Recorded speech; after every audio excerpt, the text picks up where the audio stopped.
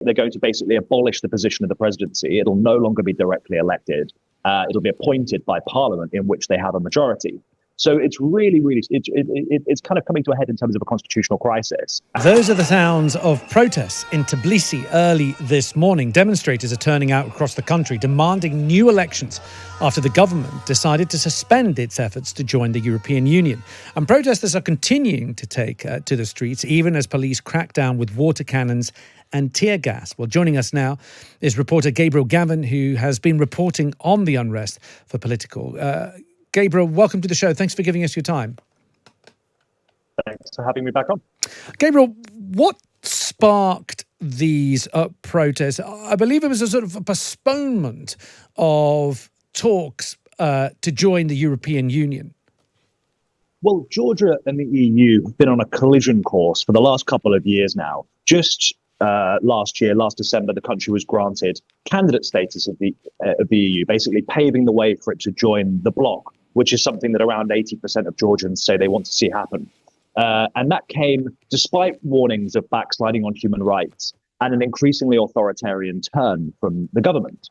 And what we've seen since then, actually, is that the government has basically amped up its criticism of the West. It's sought closer ties with Moscow. It's introduced a series of Russian-style legislative changes that basically call Western-backed NGOs, media outlets, foreign agents, very similar to what Russia has done to silence domestic criticism.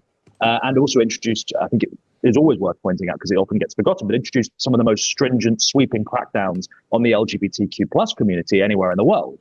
So really, really tough stuff. And then what we've seen in the last couple of months in particular was a really controversial parliamentary election in October, where there were allegations of voter intimidation, vote buying, ballot stuffing, and kind of various kind of tactics that made the opposition cry foul and say, well, actually, the ruling Georgian Dream Party has stolen this election. And the question has kind of always been, well, where does the West stand? What side is it going to come down on? And actually, just this week, on Thursday, the European Parliament in Brussels, where I am at the moment, voted in favor of a resolution that called the elections invalid and demanded that they be reheld with international supervision. And in response to that, Georgia, the ruling Georgian Dream Party, has said, well, if that's the way you're going to treat us, we're going to suspend our integration talks with the EU. We're going to stop receiving any money that you might send our way for development funds, et cetera, and we're not going to come back to this issue until at least 2028. But in reality, many Georgians who I speak to suspect it would effectively close the door to the EU forever. Does the EU have concrete evidence that the elections were compromised? Well, I think there's been some really serious allegations that demand being looked into. So, for example, statisticians say there's a lot of questionable data from some of the polling stations. Some of the turnout was looked very strange. We saw videos of like open efforts to disrupt and influence the vote. And at the same time, we also saw quite widespread allegations that people were having their, opposition-minded people were having their voter ID basically bought off them for the day, so that they couldn't go out and vote.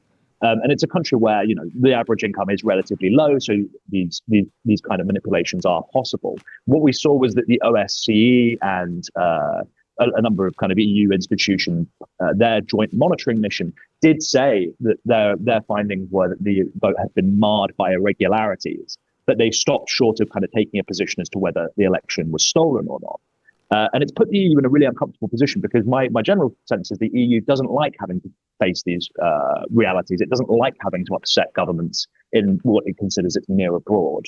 And it doesn't take seriously kind of foreign policy issues until very, very late. And actually, one of the things that Georgians have been demanding is that the EU doesn't recognize these election results and doesn't engage with the new government. And that's now coming to a head. And I mean, overnight, the scenes we've seen on the streets of Tbilisi, they demand some kind of acknowledgement from the West. And the EU's had to issue a statement today on a Sunday, which again, officials really don't like doing because not super keen always on, interrupting family time and putting together press release. But 40 people have been hospitalized, more than 100 have been detained, people setting up barricades outside the parliament building briefly set on fire. Really extreme scenes after kind of months and months of anticlimax. And Gabriel, from what I see from the wires today is that the president who is a pro-Western president, has said that she will stay in post until new parliamentary elections are held. So are we to see a new set of elections in Georgia? Well, the governing Georgia Dream Party says no. And Salome Zurabishvili, the president, who is independently elected, she's not a member of Georgian Dream. She's become a real thorn in the side of this increasingly authoritarian government. She's a French citizen. She was actually France's ambassador to Georgia before kind of doing a swap. So she's very much a kind of a politician in the Western mold. And I think what she's hoped to do is kind of have support coalesce around her and be this figurehead. What Georgian Dream have done in response is say that they're going to basically abolish the position of the presidency. It'll no longer be directly elected. It'll be appointed by parliament in which they have a majority. So it's really, really, it's kind of coming to a head in terms of a constitutional crisis. And it's really unclear what position she's going to have going forward. They've made another presidential appointee who's actually a professional footballer with no political qualifications or really much of a track record in politics, but is a Georgian Dream supporter. So there's a real question of legitimacy over the government, particularly after the outcry over the election. Okay. And it's just really critical, I think, to see what happens now, because Georgians are demanding support from the West. Well, we'll be keeping a close eye here on Times Radio. Gabriel, thank you so much for giving us your time. Gabriel Gavin there. He's been reporting on the unrest in Tbilisi in Georgia for Politico.